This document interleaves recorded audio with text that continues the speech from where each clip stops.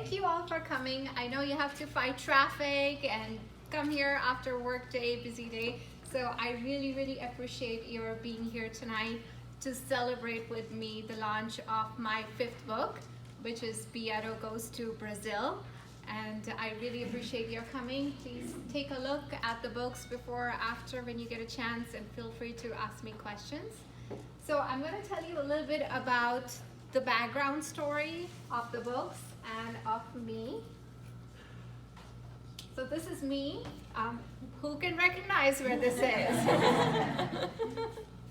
Well, this is actually taken from Niterói, so you can get a really nice view. So I'm a food and travel writer who has been to about 90 countries, including Brazil. And I work for CNN Travel, Huffington Post, Cuisine Noir, Travel and Leisure, locally for Atlanta Magazine and Creative Loafing. So maybe you have read something I've written about food if you were looking for a restaurant review to go out in Atlanta. But mainly I write about travel, adventure, sustainable travel. And I've been doing that full time for about 10 years. I left my corporate life as an investment banker to just travel the world and eat my way through it. So, living the life. I also founded a nonprofit organization. It's called Go Eat Give. And the idea behind that is to take other people with me on that journey, where they can also enjoy the local food, meet people, give back to the community. And I know a couple of you here have been on some of our trips where we work with local projects, giving back in volunteering there, whether it's in Cuba or India or hopefully Brazil someday. But the idea is just to connect people one-on-one so that they can break down barriers and understand each other, and not feel biased towards one another because of difference in religion or culture or nationalities. And about 5 years ago, when I was researching one of my stories for an article, I realized that there was really nothing for kids to learn about different countries. Obviously, you can pick up a magazine, a travel magazine, an afar, or go online and read about the world as an adult. But for kids, it's very difficult to find something that teaches you about, say, another kid living in Greenland or a kid living in Brazil, unless you have met them in person. Maybe they're in your class. And who has ever been in a classroom with somebody from Greenland? No one. So I started writing the stories because I felt like there was something lacking there. And these were actual kids I met in the countries that I had visited, and they were actual photographs that I had taken about my travels. And it's told by a real life cat's point of view. So the cat is curious, he's funny, and he's open-minded. He doesn't have any race or religion or background, so he assimilates wherever he goes. And he meets a kid in every country who takes him on a journey around that country. And these are actual kids, like I said, so I've taken their pictures and converted into illustrations. So let me tell you a little bit about Brazil. Actually, this book. So these are the other books in the series. It started in Greenland, and there's Israel, Indonesia, and Japan, which you can see on the table. And the 5th book is actually coming out next week. So you are one of the first people in the world to see this book before it's released. And once it's released, you can find it on Amazon and Barnes & Noble and Books A Million. But if you cannot wait, you can only get it here today. Now this is the real cat, Beato, and he lives right here in Atlanta. So he's the storyteller, he's the main character of every book, and he's the actual one traveling. And trust me, he knows it, he's famous. And in this book, the main character is Amanda. Amanda is from Rio, she's a carioca, and we have worked together for a long time. She was actually a student here at SCAD when we first met, and she came to work with me as an intern with my nonprofit and ended up being my personal assistant as a travel photographer and videographer, and we traveled together all over the world. So we got to know each other very well, and we also went back to Brazil, to her hometown, stayed in her house. Her parents were here in Atlanta, so we had her place in Ipanema to ourselves. Wow. So that was nice. And we went during Carnival. Oh, wow. So we really got to experience the blocos and go to the Samba Drum and stay up all night watching the parades. And it's not like what you imagine. I thought it was very family friendly, and it was really colorful, and there were people picnicking basically through the night. You know, it wasn't, I thought always Carnival is something like you're partying, but it was much more than that. So it was really fun to see Brazil through the eyes of somebody who's Brazilian. And this is her picture actually of when she's little, and this was her picture last week when she got the book.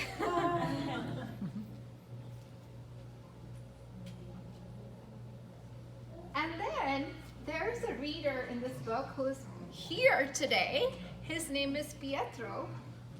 And the funny story about how this book came about is actually I was reading one of my books in a school in Buckhead, an elementary school, and this kid who I was reading to walks up to me after my reading and says, "Hey, you need to write about my country." And I said, "Well, what is your country?" And he said, "Well, I'm from Brazil, you need to write about it."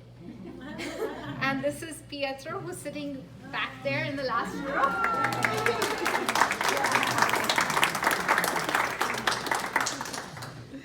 So I told Pietro, yeah, I've been to Brazil, I have a very good friend from there, but maybe you can tell me a little bit more.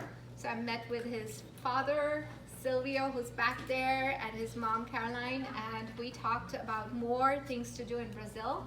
And they also encouraged me to put a sports theme around it, because Silvio is also used to be a sports professor in Rio. So this book is actually talking about playing different kinds of Brazilian sports, along with other educational things about Brazil. But that's why you see the cover of playing soccer and Pietro playing. And there's also a real samba dancer in there. So some of you may recognize her name is Andrea, and she is a very popular samba dancer in Atlanta. And she performed in one of my events, my Go Eat Give event a few years ago. So I met with her and included her as the samba dancer in the picture. And then, as I told you, it's also inspired on places I've been to and my actual travels. So this is me paragliding over Tijuca Forest in Rio. And this is Beato and Amanda paragliding in the exact same spot. In Brazil, Beato learns about the different places. So the idea with every book is that kids really feel that they are going on this adventure through the country. And through the colorful pages that you will see, they have been to Iguazu Falls, and they've been to Rio and Belo Horizonte and to Bahia. And they feel like they're there, through the pages, you know, and without going online, without looking at videos and photos. My illustrators are actually based in Romania. There are two young ladies in their 20s. One of them is deaf and mute, and we only communicate through internet. Last year was the first time I actually met her in person, and these are the first books that she's ever done. So she's gone on to become very famous now. She's doing other books. And like I said, the stories are about different kinds of sports they play, with foot volley and with soccer. And there was a lot of research that went to it, because some of the sports I realized are not played in a stadium, it's on the beach, and some are not in the beach. So if you have not looked at the book, make sure you do, because there are some sports that were actually only invented in Brazil, and you may not even know about them. So Amazon and its biodiversity is a big topic, especially right now. Everybody's talking what's happening in the Amazon. So that's one of the things Beato learns, is the wildlife there and why it's important to protect it. The Amazon provides oxygen to the world. It's like the lungs of the world, and there's so many different kinds of birds and animals. So it's very important to teach those kids when they're younger on, so that they are growing up to be more conscious citizens. Brazilian food, as you may have tried some in the back. Now, this was a bit hard for me to explain to a 5-year-old, what is a coxinha or what is a quibe. So I did my best to make it sound like it's yummy and it's cheese and it's fried, and there's acai and different kinds of fruits that you can eat when you go to Brazil. So hopefully you enjoyed some of the food there. That's a little sample of what Pietro had when he went to Brazil. And the arts and culture. So this was actually a scene I did see when I was in Bahia. And there's also things about jiu-jitsu, and there's the Japanese population that lives in Sao Paulo, and the Lebanese population. So one of the things that I learned when I was in Brazil and traveling with Amanda was there is really so much diversity in Brazil. When we used to travel together, we used to get asked a lot, are you guys sisters? Wow. Amanda and I. And people didn't know, like, what is a Brazilian look? Yeah. Because a Brazilian look can be white, it can be black, it can be like me, brown, it can be Japanese, it can be Lebanese. So it's a very mixed, and that's something I learned as I traveled to different places in Brazil, and hope you guys, if you don't know, already learned that too. And the diversity, as I talked about, and then there's the indigenous people too. So here are some, pick up a copy today. There are other books here as well, so feel free to look at them, and if you would like me to sign any of those books for you, I'll be happy to do that. I also come and do school visits and readings, so if you have an organization or a school, elementary school or library you want me to come out to, I'll be happy to. Well, that's my short and sweet presentation, but I have some time for questions, and I know some people wanted to learn a little bit more beforehand, so this is your chance. Where are you originally from? I'm originally from India, but I've lived in Atlanta for 22 years now.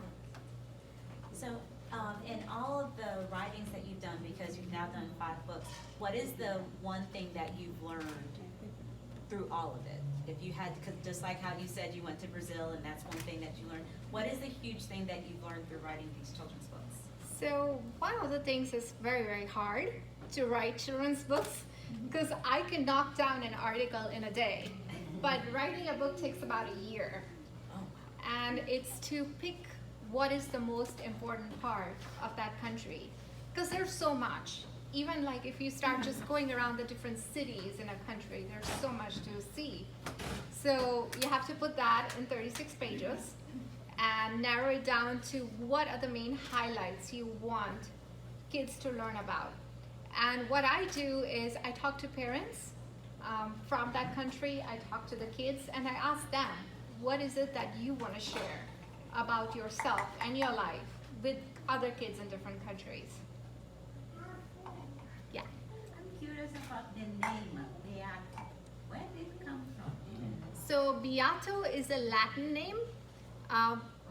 It means happy or blessed or saintly, but I just picked it out. I don't know how I named him, but I don't know how it came out. Is it saintly? Yeah.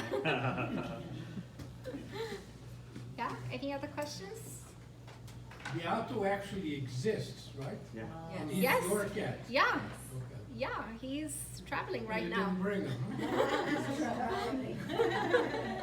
I have another question. So out of all of the places that you've written about, which one was your favorite? Oh, that's a tough question. Well, here you said. Everybody's gonna say Brazil.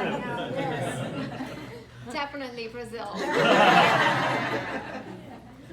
Yeah. So when are you going to write a book about Beato goes to Romania? Well, Illustrators from there. I have spoken to the illustrators about it, and we have been in discussion about what should be included in there. So maybe soon. Hopefully so. I volunteer my niece and nephew as bodies for it. Well, they have to take me along with them. They will, they're there. Awesome. Yes? Where is your next adventure? Like, what have you just talked about the country, but you have decided to do next? Next book, I'm looking at India or South Africa, but I have about a year to work on it. I'm just finished working on Brazil. I'm gonna celebrate that for a few months. I'm from Colombia, so make sure. I was in Colombia 2 weeks ago, so maybe. Do you have a process that when you're choosing the next book, or is it more organic where people are asking you to do it? So coming from another children's book writer, that question. Do I have a process? Well, it's difficult because I've been to 90 countries and all the stories are in my head. And sometimes I just write out outlines thinking, oh, the next book should be Mongolia. No. Next book should be Philippines, but no. So yeah, it's a tough choice, but I try to look at what is diverse and unique about it. So as you see, the books kind of span the world right now, starting with Greenland and Israel, Indonesia, and Japan, and they all have very different topics. So in Japan, Beato learns about respect. In Indonesia, it's about endangered animals. In Israel, about living in harmony. And Greenland is life in the Arctic. So now I just have to think about like what is the theme gonna be, and maybe that will strike with the country. Good answer. Do these books get translated to other No, languages? they are only in English right now, but a lot of ESL instructors are actually using the books to teach English. Hopefully someday they will see translations too. Yeah? Did you have any experience going to the countries that you didn't like it and you didn't add to the books? For the books? Yeah, for the books that you said I don't like the experience that much. Not for the books, because I generally travel to that country multiple times to be able to finalize a book concept. But for articles, yeah, I have been sometimes to places where they have only taken me to American restaurants and the hotels were not good, and I was like, okay, what do I write here? You know, it's that's very rare though. Yeah? Usually when we think about Brazil, we think about Rio, but beyond that, which other cities you recommend for, for the people who are going to Brazil for the first time, beyond Rio? Well, first time when I went to Brazil, I also just stayed in Rio for 10 days. And there's so much to see in Rio that you can easily spend a long time. And then the next time I went to Bahia, I went to Belo Horizonte and Sao Paulo. And then the third time I spent some time in Rio and because of the carnival. And then also went to, Iguazu would be a great one to go, even for the first time. But in, what was that, Brasilia, and some other places. I mean, it depends on your interest too, right? You can go to the Amazon and spend a week there doing a backwater cruise, or you can go to the beach, you can spend a week there, or you can be in the city. I think it takes many times to see everything in Brazil. I still haven't seen everything. Yeah, any other questions? What's your expectation for your business? How much do you want to grow? How many books do you want to have? Well, I get asked that question a lot, and as long as people keep reading, I will keep writing. And there are 185 countries in the world, so that's my maximum limit.